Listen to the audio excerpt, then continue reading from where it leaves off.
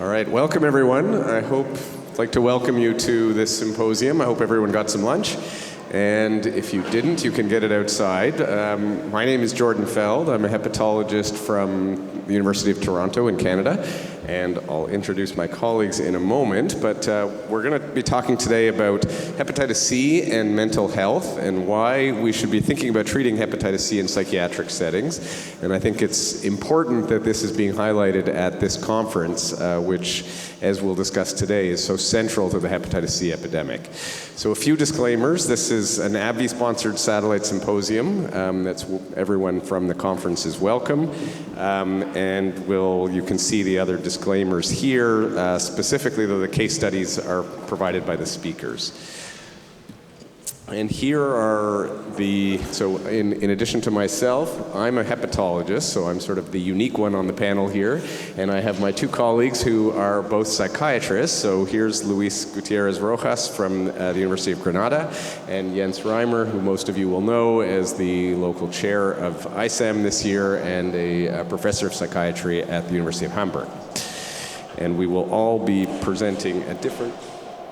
oh, I see. Okay. So I will give a brief introduction, and then we will go through some different discussions about hepatitis C in specific settings, and talking about how hepatitis C and psychiatry, and particularly substance use disorders, interact. So at times, we will be asking for your participation, and we would really hope that you will contribute by giving us some comments and questions. So at any point, if you can use your phones to use the QR code here, you'll be able to join the Slido. And with that, you can submit your questions, which we'll get up here, and we'll address them during the Q&A session, either as we go or at the end. And in addition, there will be a couple of voting questions, so we hope that you can answer those questions when we get to them. So I'm going to first start by just giving a little bit of background about why we're talking about this at all, and really draw the link between hepatitis C and mental health, which I will say has been, as a hepatologist, one of the underrepresented and I think ignored parts of the hepatitis C epidemic globally. So when we look around the world, we can see that there's still, despite the having effective therapy now that's been widely available for over a decade, we still have an estimated 50 million people living with chronic hepatitis C globally. And unfortunately, primarily because of the ongoing opioid epidemic, we continue to see about 1 million new infections annually. And this is really, in many cases, outpacing the number of people that we cure every year. And this is largely to do with, as I mentioned, the opioid epidemic and ongoing injection drug use being the major mode of transmission. And when you look around the world, around 40% of people with a history of an injecting substance use disorder have chronic hepatitis C. So this is an incredibly prevalent problem among people who use injection drugs. And it's important to recognize that mental health, of course, fits into this in the middle. So there's obviously a strong link between injection drug use and also with hepatitis C. So when you look at people with psychiatric comorbidities, it's estimated that they're about 17 times more likely than the general population to have hepatitis C, which is a strikingly higher prevalence in this population. And if you look at this and break it down a little bit, you see that about half of people with a chronic psychiatric disorder also have a substance use disorder. And of course, this goes across the spectrum of substance use disorders, from alcohol use disorder to people who inject drugs. But substance use disorders are very common among people with chronic psychiatric diagnoses. And among people who use injection drugs, about 40% will have a specific psychiatric diagnosis as well. Now, when you look among people with severe chronic mental illness, and you can see the chronic mental illnesses listed here, and these are just a number of different serosurveys that really have looked at the prevalence of hepatitis C within these populations. And you can see it's strikingly high. So on average, in the order of 15 to 20% of people with a chronic psychiatric disorder have hepatitis C, and that compares to about 1 to 2% of the general population. So this is a strikingly higher prevalence in this population. Now, when we think about hepatitis C, we typically think about it as a liver disease, but as someone and as a hepatologist, that's where I typically see it presenting. But it's important to recognize that hepatitis C actually affects the whole body. It really is a systemic disorder, and as my colleagues will attest to, when you see people with chronic hepatitis C infection, many of them do have extrahepatic manifestations, and often will describe having some psychiatric comorbidities related to their chronic hepatitis C infection. This is often subtle, so it's often that people won't even realize that they felt unwell until they've been cured, and they will tell us that they feel better. So this is often things that people will describe as minor cognitive impairment, what often people refer to as brain fog, that they just don't feel quite as clear, some difficulties with attention and concentration, and that these symptoms will fortunately often get better with treatment, but are often under-recognized by people living with chronic hepatitis C.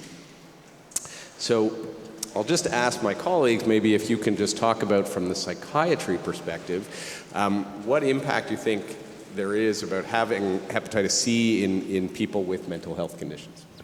Thank you very much. For me, I think that the most important point with people with severe mental disorder, especially with bipolar disorder and major depressive disorder, is that sometimes when the patient is suffering this illness, all the people think that the symptom that present is because of the mental problem.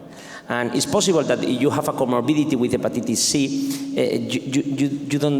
you have to think that the hepatitis C can produce, at least in part, some of these symptoms, especially depressive symptoms that are associated with cognitive problems, as you told us, problems with the attention, with the memory, that have a very big relationship with problems to have an occupational skill, no? to have a good job, and also tiredness and pain. No? The people suffering that he can't work, he can walk, he can do sports. So sometimes we believe that this is because negative symptoms, for example, in schizophrenia, or this is because the depressive symptoms in the depressive episode of a bipolar disorder, but it's not only because this mental problem. So for me, it's important to try to diagnose the hepatitis C as soon as possible and trying to treat it when you're born. Maybe to add, with another patient group, patients who have alcohol use disorder and hepatitis C infection, then there's a double hazard to the liver. And we long time had the discussion what to treat first, and there was this discussion, patients had to be abstinent before you treat the HCV. And then we oftentimes asked which disease is easier to cure, and it has become even easier during the last years to cure HCV. So people with alcohol use disorder is one group affected by HCV, then people who use drugs. Of course, they always or oftentimes also drink alcohol, but they have other infectious diseases. So treating HCV might be a step to get somatically better. And in some cases, we also see patients with depression and schizophrenia. And then it's, of course, with the depression, always a question also to cure HCV because of some depressive symptoms associated with the HCV infection. But I think one of the key points that both of you highlight is that these symptoms are not specific. So if you, is really that you have to be thinking about hepatitis C because you will obviously have people with, as you mentioned, schizophrenia, who have symptoms that are related to the underlying mental health issue that are not Hep C, and you will have people with alcohol use disorder who don't have Hep C. So the key is really that you need to screen for Hep C in everyone because these symptoms are really Another important thing is that sometimes in my practical experience that the hepatitis C appear not only in patients with a severe mental disorder that have risk factors like comorbidity with substance abuse, sometimes in people that you are not thinking that it's possible that they have hepatitis C. So it's important to test. We are going to explain that problem.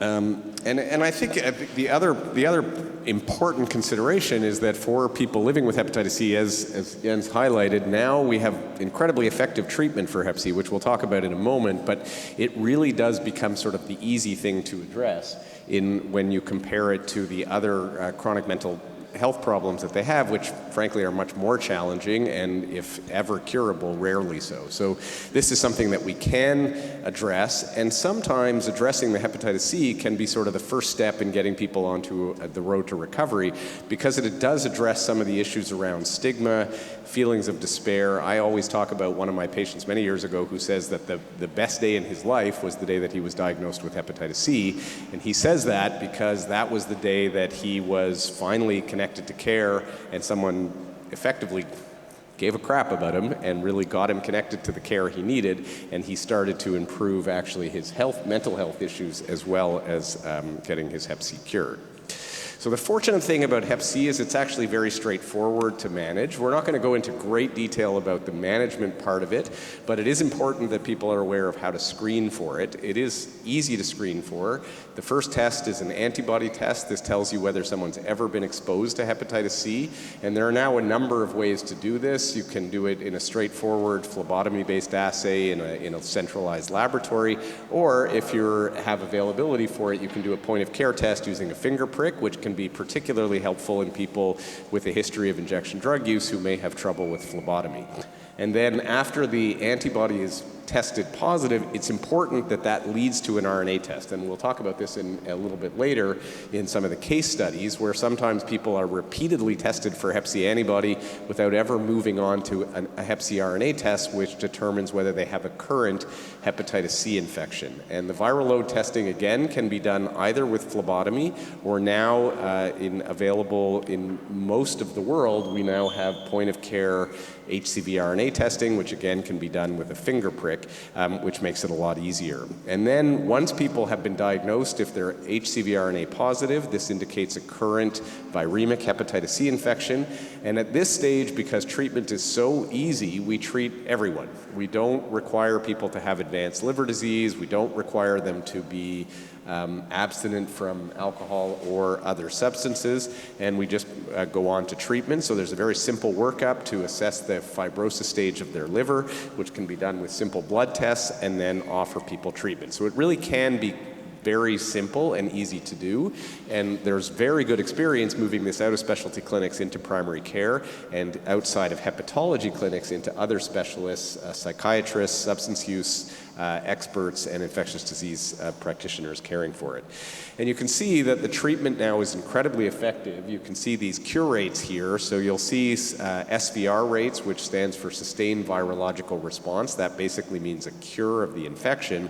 And you can see that not only are people cured at extremely high rates in well-controlled clinical trials in the general population, but when you move into these so-called harder to treat populations of people who use drugs, people who are on antipsychotics, and in these real-world cohorts, you can see that consistently 95% or better of cure rates, which is quite remarkable in these sometimes populations that might be considered to be difficult to manage and to engage in care. So the treatment is incredibly effective, and it's the biggest challenge is actually identifying people with hepatitis C and getting them linked to care to start treatment. I want to ask, when a PRGP, I remember that some colleagues from hepatologists and internal medicine, they believe that it's not possible to use this drug when the patient with a severe mental disorder, like for example schizophrenia or bipolar disorder, are taking this medication like quetiapine, aripiprazole, omeprazole, paliperidone, or clozapine. Because at least theoretically, a GP can produce an inhibition of cytochromes 3A4. But in my practice, it's not true. No?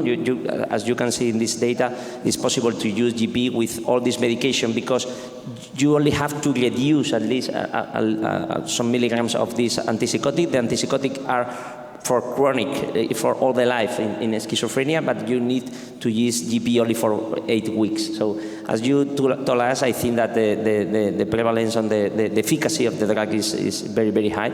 So it's not a reason for don't use GP in this case. Right. So there are potential drug interactions with both of the major regimens. So both the regimens shown here are the two so-called pan-genotypic regimens. So they work for all different strains of hepatitis C. So glecaprevir, probenecvir, or GP, as Jose was mentioning, is 3 tablets taken once a day for 8 weeks. And sofosbuvir, velpatasvir is 1 tablet taken once a day for 12 weeks. So similar, and really for most of our patients, it's a question of whether you'd rather take 3 tablets for shorter or 1 tablet for longer, because to be honest, the drug interactions are fairly minimal with both regimens, which is reassuring, and they both work incredibly well. Now, importantly, in addition to curing their viral infection and improving their risk of liver disease, there are also benefits beyond the liver. So these are showing you some of the benefits in the quality of life. So this is using the FS36, a pretty standard quality of life metric.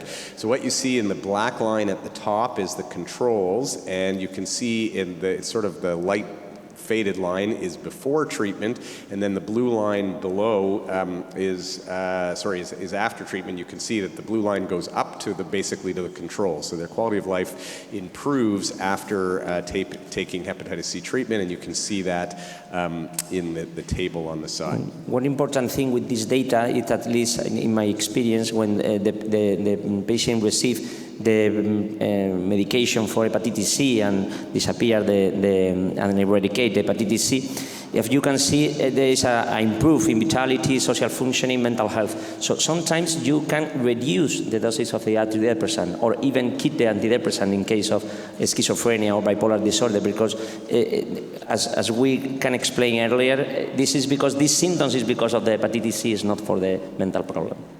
Right, so you may be able to simplify their other regimens.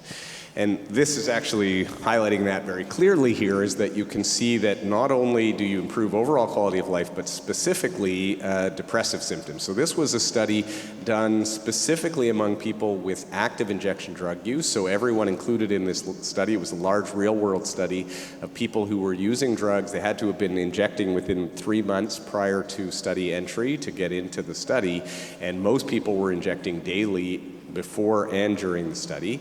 And what you can see is in this study, you can see that their depressive symptoms improved pretty quickly with treatment. So during the course of treatment, and this really highlights how well treatment is tolerated, that the people have fewer no side effects, and that you can see that benefit persisted after the end of treatment in the 12-week follow-up, and then at 24-week follow-up that symptoms, depressive symptoms had improved. So this is not only improving liver disease, it's also improving psychiatric health. And I think for me, this was one of the most impactful slides from this study, is that it not only improved some of the subjective responses of the study participants, but it also improved their injection behavior. So we saw that there was decreased sharing and decreased daily use of injection drugs. So we all struggle with this. How do we improve in people with chronic substance use disorders? How do we try to improve their risk-taking behaviors? And you can see that just treating the hepatitis C,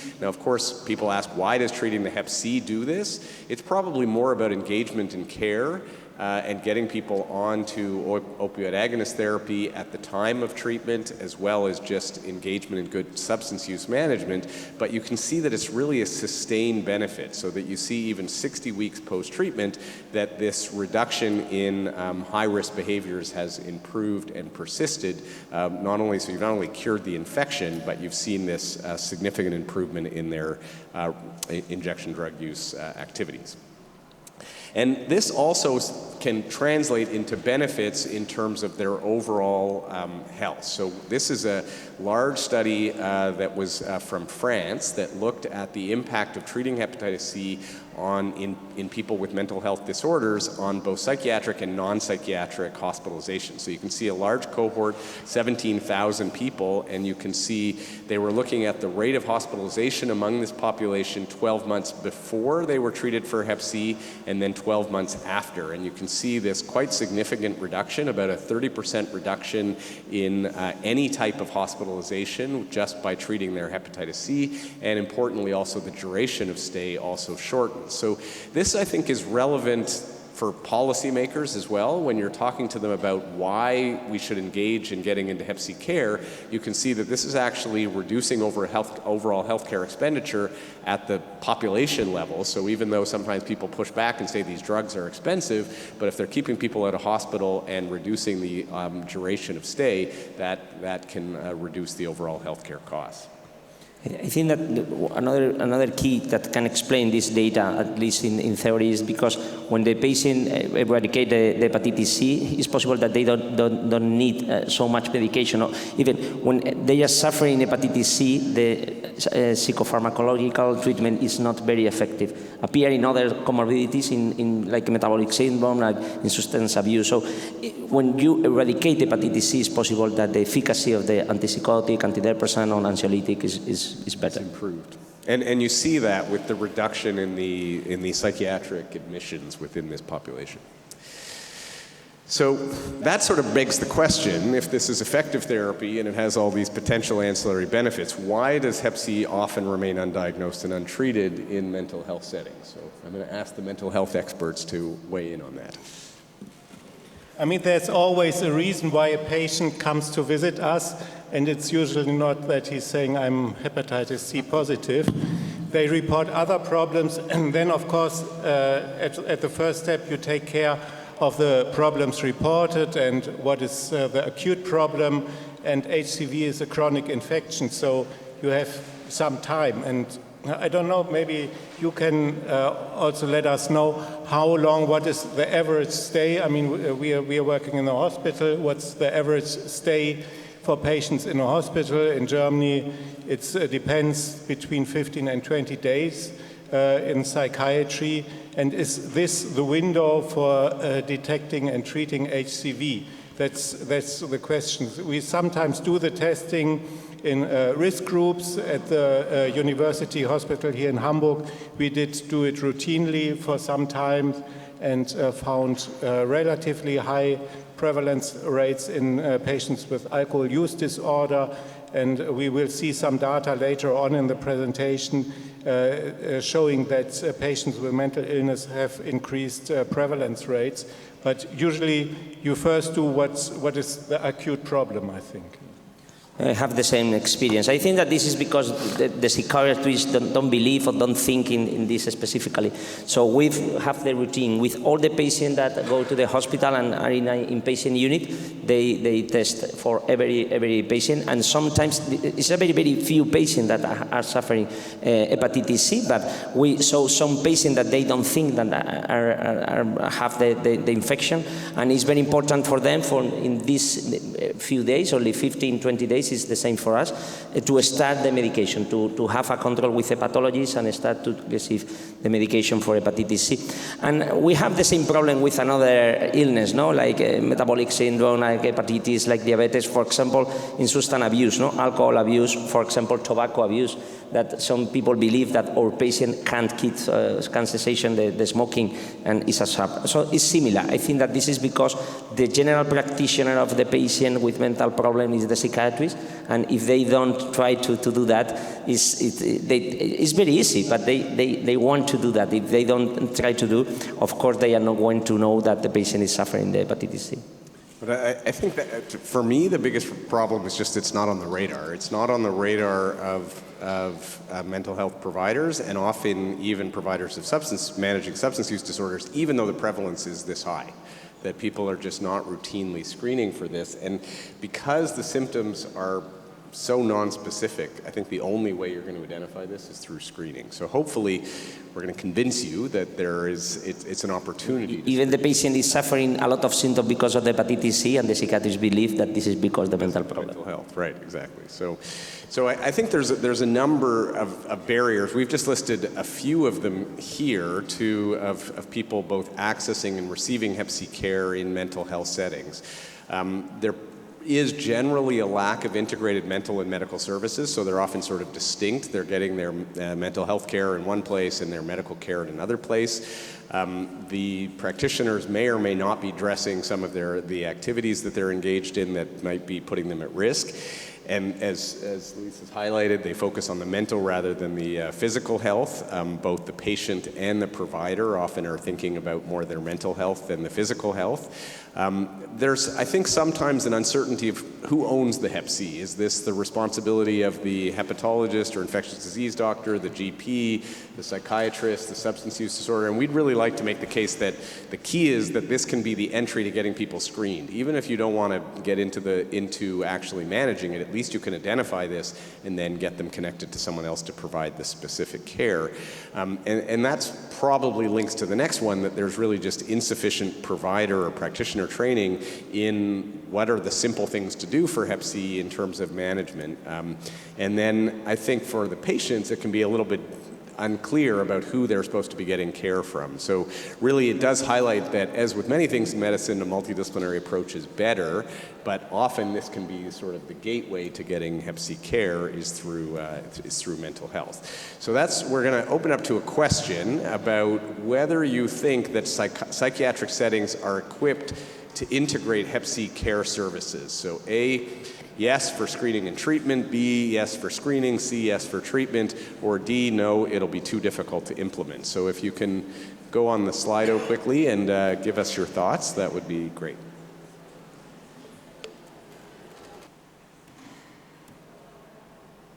Can we see the responses now? All right, well. Okay. Overall, that's positive. At least half of you are saying that you think both screening and treatment can be done. And screening, I think, about 40%. So fortunately, no one chose D. That's what we're pleased to see, that no one feels that it would be too difficult to implement. So clearly, screening can be done. This is obviously a relatively low barrier thing, even if you don't want to get into treatment. As a peer, we know that the treatment for hepatitis C is for 8 weeks or for 12 weeks. So it's a very good place to start the medication. As say my colleague, the patient is going to be only for 2-3 weeks. It's possible that it's important to start the medication when reduce the important symptoms that is the reason because the patient is in an inpatient unit, like for example suicide thoughts or acute depressive symptoms. And they can start the medication, and when they go home or when they stay in the outpatient clinic, continues with the treatment for these weeks. So this is to explain, can be this difference. Of course, it's a good place for screening, but it's a very good place to start the medication. Fully agree, and I'm gonna talk about an example that we have. Okay, there we go. One example that we've piloted in Canada, and then we'll share some experiences from Spain and Germany as well. So just to give you some background, in Canada, we've been generally doing well on the hepatitis C front with a pretty coordinated response, although I will say from my perspective, the group that has really sort of fallen off or been missed a little bit in our Hep C elimination efforts is the population living with mental health problems. We've been better at focusing on people with straight substance use disorders, but with the overlap with psychiatry, probably less well. So this is a pilot study where we've really been looking at how to address hepatitis C in a large psychiatric hospital, the largest one in Canada, the Centre for Addiction and Mental Health, which is in Toronto. And so we started out by just looking back at among people with long-term admissions to hospital. So these were people that had been admitted to hospital typically with severe psychotic illnesses or through a forensic admission to hospital, sometimes for many months. In fact, in this study, the median duration of admissions was 7 months. So really, these people were in hospital for a long time, some of them for many years indeed. And what we saw is that over their period of their sometimes many admissions, about 2/3 of the 1,000 people that we surveyed had been screened for Hep C at some point along their journey. However, what we found was that many times people were getting Hep C antibody tests repeatedly. They were repeatedly positive. Once they're positive, they will stay positive forever. And they were never going on to sort of advance through the cascade of care. When you looked over their long course of many years of follow-up, we did see that about 80% of them eventually got an HCV RNA test, which was reassuring. And then of those people who had an HCV RNA test, about half of them were positive, which is what we would expect. A number of people will spontaneously clear the infection. And what you can see is that there was a little better screening among the forensic admissions than in the long-term psychotic unit admissions, which to me is actually even more of a missed opportunity, because these are the forensic admissions are people that are there for a really long time. The psychotic admissions are people coming in and out of hospital, and you can see only about 1 in 5 were being screened.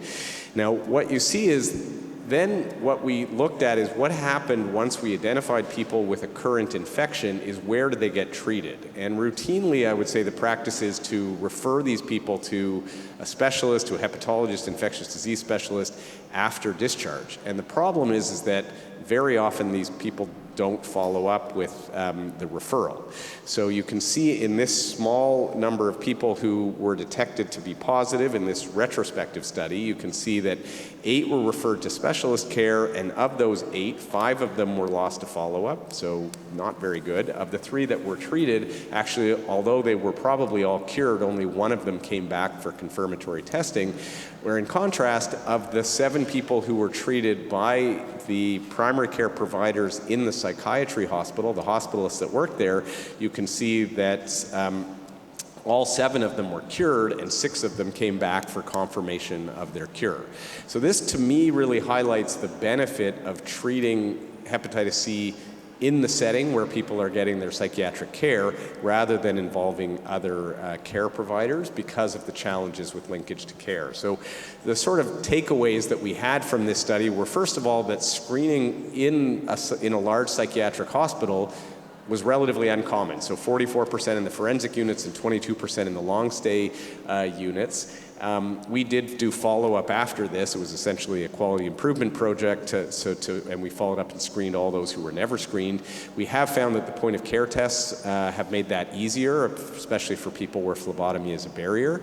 We made sure that we saw that there really was a delay between getting Hep C antibody testing and RNA testing, so we've implemented in the lab that an antibody test now reflexes to an HCV RNA test, so we don't have that loss to follow-up. And then it was very evident to us that treatment was much more effectively delivered by primary care providers or psychiatrists than through referral to hepatology, and the non-specialist providers can be trained and supported, and now they're doing this highly effectively in our hospital, so that we've really had a lot of spin-offs. And what I've said is to really what you need here is everyone needs a champion, and Renee Logan is here. She's a primary care physician who works closely with me, and she really has championed this project inside her hospital, and there's been a number of follow-up studies now sort of replicating this at other psychiatric units across the country. We've been able to actively screen all the long-term admissions, basically the people who were missed prior to this study, and we've now implemented a program where we're actively screening everybody admitted to the hospital with an acute care psychiatric admission. They're screened for Hep C, as well as in the outpatient OAT clinic. And then we've tried to implement opportunistic screening, so during COVID and flu vaccination programs, we've been doing point-of-care Hep C screening with quite high uptake, and we've also been able to get the primary care providers working in the psychiatry hospital to treat. And really, I will give the credit to Renee, because she's really championed this internally to get buy-in from the hospital leadership to really expand this program, and it's really been quite effective. So I'm going to turn it over to Jens. No, the computer. Yeah, the computer, yes. So we can see the slides. So we switched this. I have some data from Germany and the Switzerland. And as you can see here on this slide, we miss 2/3 of HCV cases in Germany. They are just not diagnosed. In case they are diagnosed, treatment rates or treatment success is very good, as can be expected with the DAAs.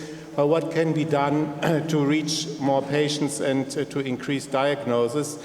And we have a kind of check-up program for those in Germany who are in the usual insurance companies, and you can go to the doctor and have a prevention check, and in this prevention check, if HCV is included, then this increases the number of diagnoses dramatically. So if you have this in routine care, it can be implemented, and the number of cases identified steeply increases. We have some examples from Switzerland. I know this slide is quite complicated. It just wants to say that if you do HCV testing in mentally ill patients, inpatients in the hospital, and you do not look for additional risk factors, it's worthwhile doing it. In the first moment, it costs a little more, but you detect more patients, and the net benefits for the society and the follow-up costs are lower. So you will see an increase in quality of life, and it saves money to the society and the insurance system if you do a general screening program in inpatients in psychiatry.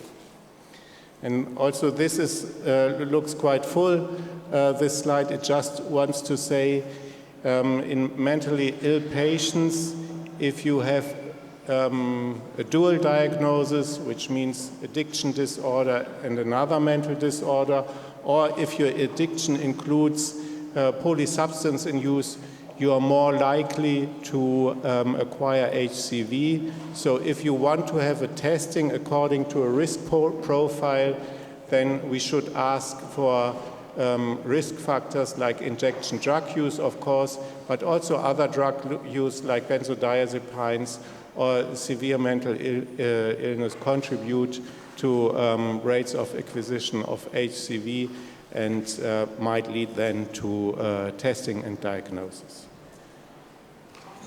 So I hand over to you, Luis. Thank you very much. I would like to explain, yes, perfect. My experience is in Spain and also some experience in Australia and Germany. The first one, Spain have a very, very good rating. I think that is the second country in the world after Iceland with the lower rate of patients with hepatitis C. As you can see here, we have a higher proportion of patients that are treated every year, more or less 20% annually. So our proposal is to finish with to eradicate hepatitis C in all the countries. So this is the reason because I have a good relationship with hepatologists and other colleagues, because they are looking for where is the places where at least we have patients with hepatitis C, it's possible patients with substance abuse and also patients with mental health problems that have only relationship with psychiatrists, and this is the reason because they are not receiving the test and the treatment correctly. And I'm going to ask to experience. The first one is in Melbourne, in Australia, with the same cascade that explained my colleague, but you can see here a higher proportion, near 70% of the patients that finally they know that have a substances virological response. So it's a very good data, because if you see the number of prescriptions that are initiated for nurse, general practitioner, or in hospital clinics, we have a high proportion, and this is because they work all together and they go directly to do the test in patients with schizophrenia and bipolar disorder. And also this is another experience in Germany, here with patients that go to a clinic for heroin-assisted treatment. As you can see here, for 45 patients, finally you have a proportion of 9 patients that start the treatment, and that's 100% of the patient is recuperated and have a good severe a good response to the treatment. So I think that the data are very good, and as you can see here, this is because they have the psychiatrists in that case, they want to test the patient in the clinic and try to explain the patient the importance to receive the treatment and to eradicate the illness. In my experience, the patient with a severe mental disorder have a higher adherence to treatment for hepatitis C than adherence to treatment for schizophrenia or for bipolar disorder, because in that case they have a low insight. They don't believe that they are suffering an illness. It's very common in psychiatry. But here, when you explain and you show a test of hepatitis C that is positive, they believe and they think and they know that have the infection, and they want to eradicate the illness in his body. So I don't know, we are going to finish the symposium. Some message, no? Yeah. So I think we hope that we've convinced you that this is a relatively, well, that it's an important problem, but also that this is really a setting where hepatitis C can and should be addressed, and that it's really sort of the first step for many people on a journey which is fortunately often successful. So we have a hard time fixing a lot of the problems in these people's lives. They have the social determinants of health which are difficult to address, but this is one of the easy wins. It's sort of a good news story. When they find out they have hep C, we can fortunately cure them, and it can often help with their other non-liver related problems. So what we really do hope is and we'd love to hear from you with either questions. We do have some questions that have come in that we'll try to address, but just on people's thoughts about how to expand hep C care within psychiatric settings. So I'm going to we'll take a look at some of the questions. So how do you successfully link your patients to care? That's a great question, and I think it's an important one, because I would love to hear the perspective from both of you. Our way of addressing the problem that we were not effectively linking people, when we had people referred after discharge from a psychiatry admission, we had about a 70 to 80% no-show rate in our hepatology clinic. So really not optimal, and that's actually why we try to move care, the treatment, into the psychiatric setting rather than link it, so really do the linkage to care where the person's getting their other care. When we've done emergency room screening, which is another strategy we've used, we've done peer navigation. So we have someone who really escorts the person to their first visit. That's been very effective and surprisingly cost effective, because having the person come back repeatedly and not get care, you really save money by employing someone to get them to those first visits. But I wonder if you can speak to your experience of getting people linked to care after you diagnose them in a psychiatric setting if you don't treat them yourself. It depends a little where you're located. Like here in a city in Hamburg, it's quite easy. You have lots of hepatologists, lots of psychiatrists, and even at the university hospital you can switch from the inpatient sector to the outpatient sector, and linkage is quite good.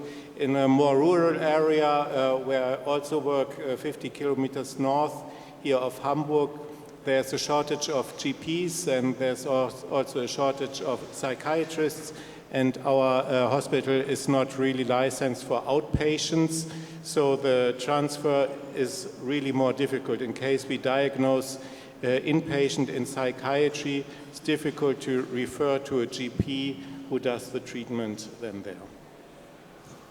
For me, it's very important to explain the patient the consequences of the illness. And if you explain that the eradication we have, as you say, is cost effective because they are going to improve the evolution and also the quality of life, as you show in your data, I think that this is the most important point to link to the successful of the treatment.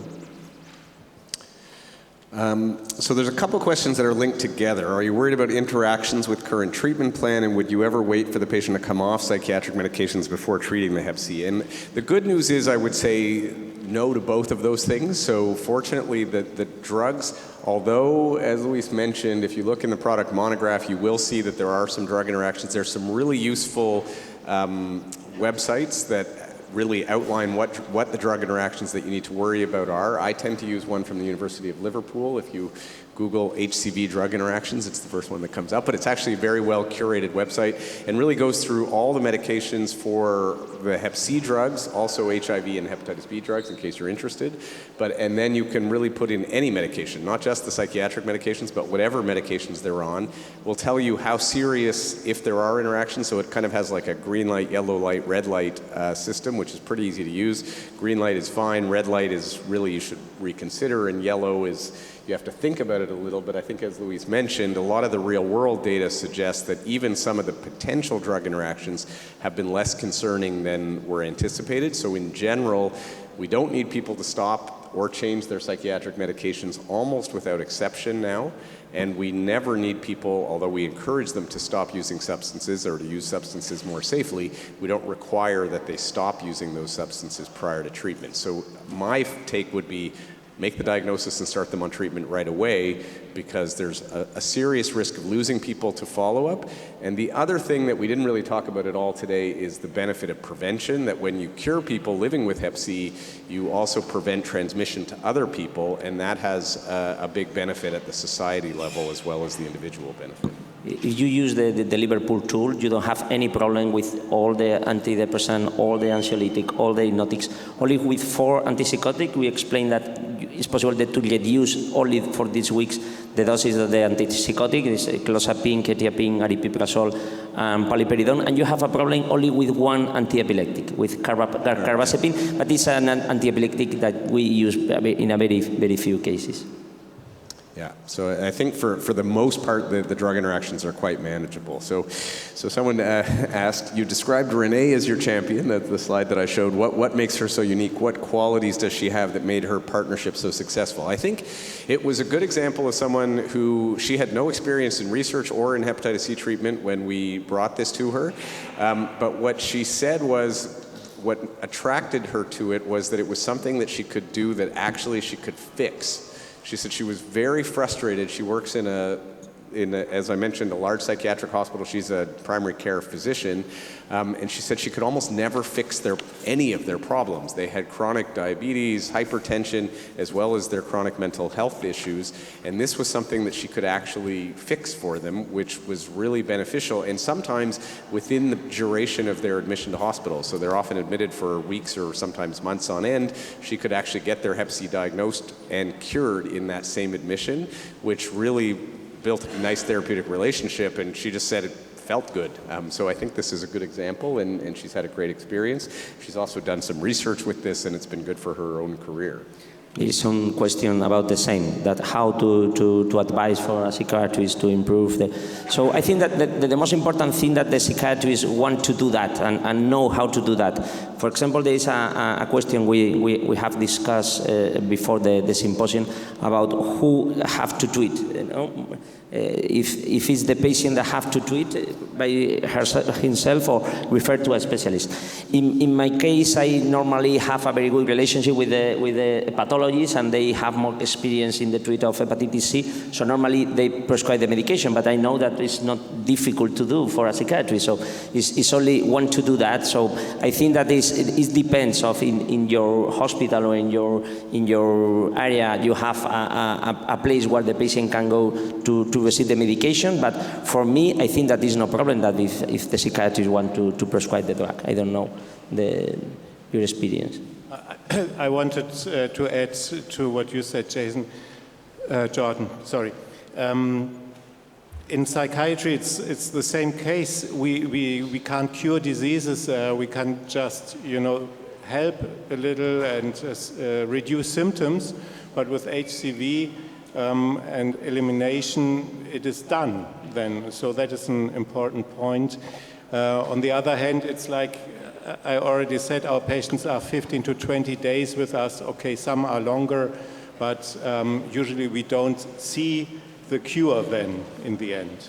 But you can get them started and potentially get them connected to care. And I guess what I would say is how do you get the support you need is this can be done now remotely very effectively. So one of the psychiatrists now, he just emails me sort of an outline of what he's planning to do, and is that an acceptable treatment plan. And now he almost never emails me because he's gotten so used to it. It's only the complicated patients. So as with anything, once people do this a bit more, they become more comfortable with it. There is another question about when to realize the screening, if when they are suffering symptoms or for all the patients. In my opinion, it's for all the patients because, as you told us, the symptoms are not specific. They're so it's difficult to know if or to believe or to have to believe that the patient is suffering the hepatitis C. So because sometimes if they are suffering psychotic or negative psychotic symptom, or they are suffering depressive symptoms, it's possible that this is because of the hepatitis C. So for us, we do the screening for all the patients that are in the unit. And just, I mean, to put that into context, in the U.S., it's recommended to screen all adults for hepatitis C independent of risk factors. So this is a group that has a higher prevalence than the general population, but even the general population is recommended to everyone to be screened. Another question about the carceral setting, about the prison. Yeah, that's an important question. We could, of course, talk for a whole hour on just the carceral setting, but I would highlight that this is an area where I think we need to do better.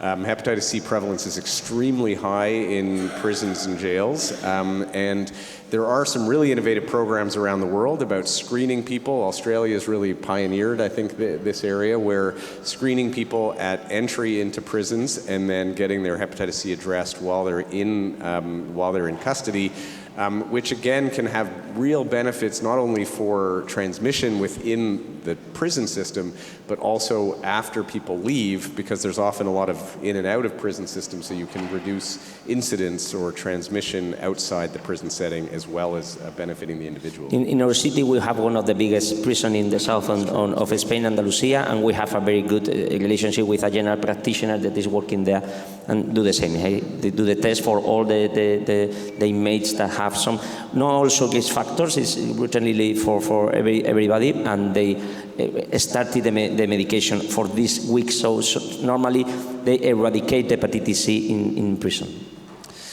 Okay, so I'm mindful of the time, so I just want to thank everybody for attending. I hope you found the session informative. If you can give us feedback on the QR code at the top. But I hope we've convinced you that this is something that even if you don't want to treat hepatitis C, you should start screening for it in your practice and connect with someone locally to provide Hep C care. But ideally, some of you will be able to take this on in your own practice and actually start to treat the Hep C. And I can tell you that I'm sure you will find this rewarding for yourself and for your patients. So with that, I'll thank Jens and Luis for your contributions, and thank you for your attendance.